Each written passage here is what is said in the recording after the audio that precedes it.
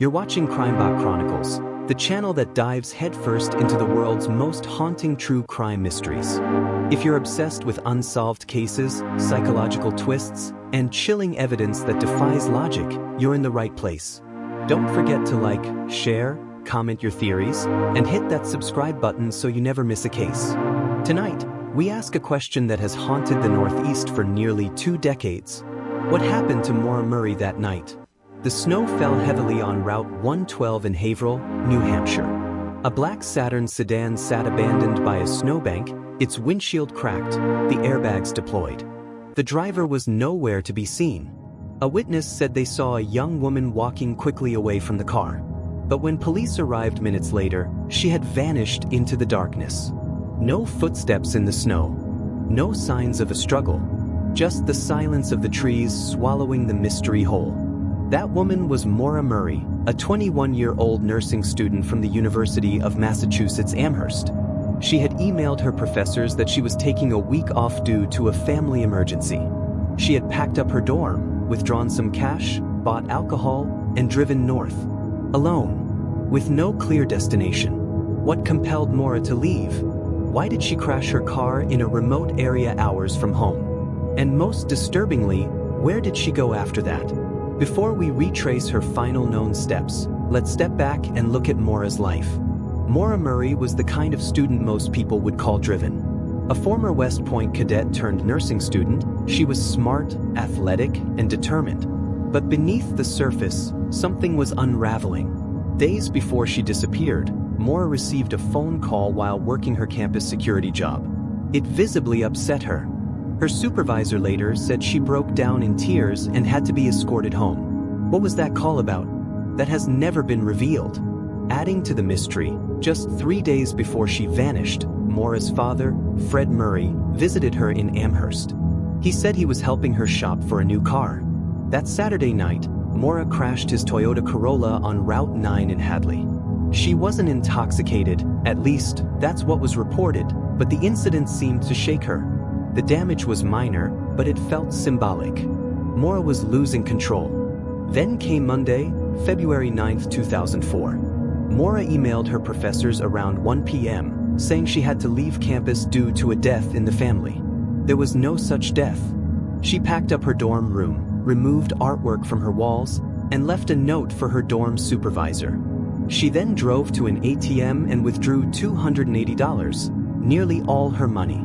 She bought enough alcohol for a small gathering, including a box of Franzia wine and several bottles of liquor. Then she hit the road, heading north. Maura didn't tell anyone where she was going. Not her boyfriend, not her friends, not even her family. Now comes the most haunting stretch of the story. Around 7:27 p.m., a 911 call was placed by a woman in Haverhill, New Hampshire. She reported that a black car had skidded off the road into a snowbank.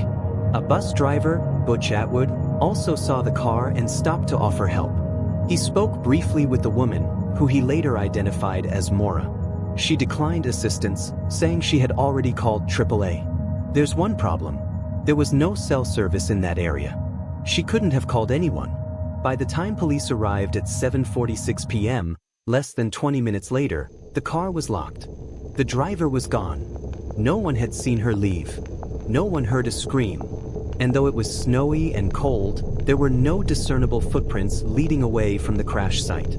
Just nothing. Maura Murray had vanished. This is where the story begins to warp under the pressure of speculation.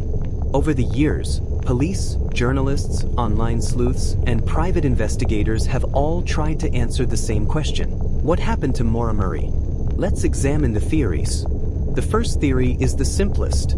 Maura wanted to disappear. Her behavior in the days prior, deception about a non-existent death in the family, taking money out, and buying alcohol, suggests planning. She may have been fleeing from something, or someone, but what? Her boyfriend, Bill Roche, was allegedly controlling.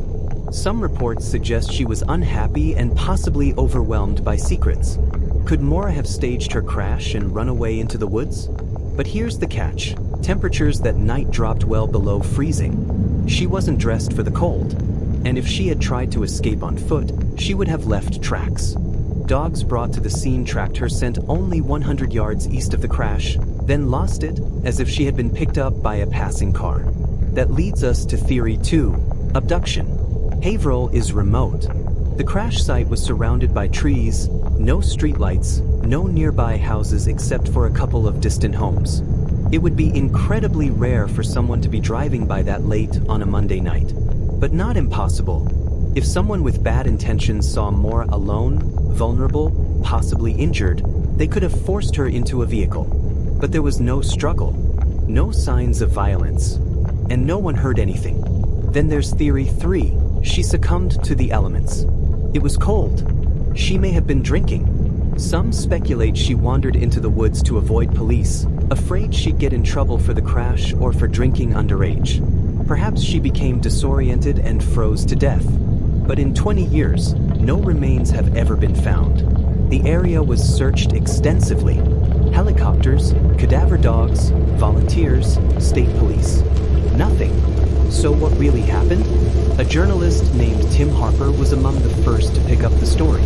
Speaking with CrimeBot Chronicles, he reflected on how strange the case felt from the beginning. It wasn't just the disappearance, Harper said. It was the way everything had this eerie precision to it.